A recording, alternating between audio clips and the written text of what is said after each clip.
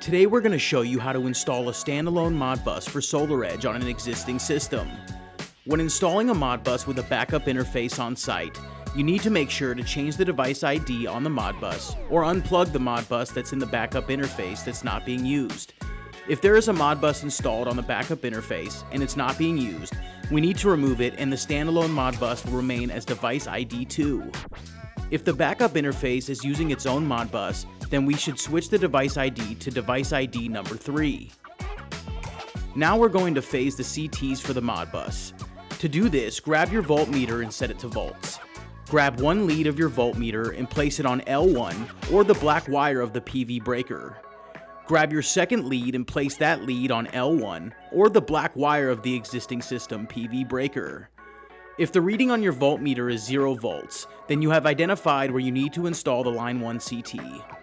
Now place your line 1 CT on the existing system L1 wire and make sure the source is facing the utility. Now that we have phased line 1, we're going to test line 2.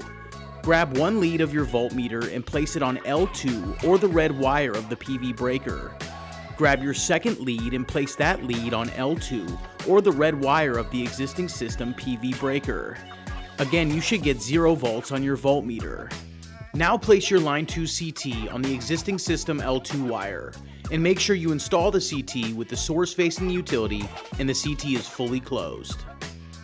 Make sure the line 1 twisted pair is in the line 1 port and the line 2 pair is in the line 2 port. Land the RS485 wire in the Modbus in the GAB port. Make sure only one wire from the twisted pair is being used for communication. Also make sure that the wires landing in A and B are from the same twisted pair.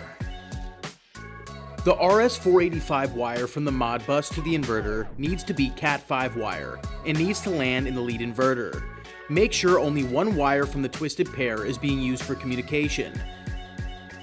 Also make sure that the wires landing in A and B are from the same twisted pair.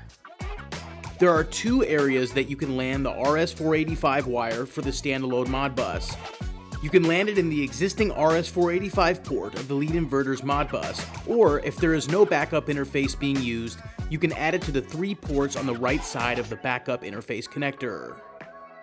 Now we need to add the standalone Modbus as a device in the Solaredge Set app.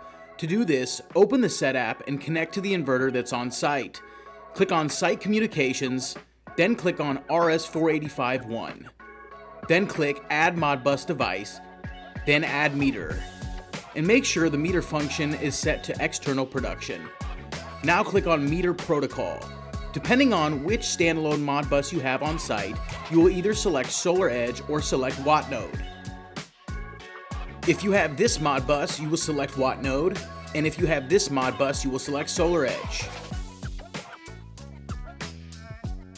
Once programmed, go back and look at device ID. Device ID should always be programmed as 2, unless there is a backup interface installed on site.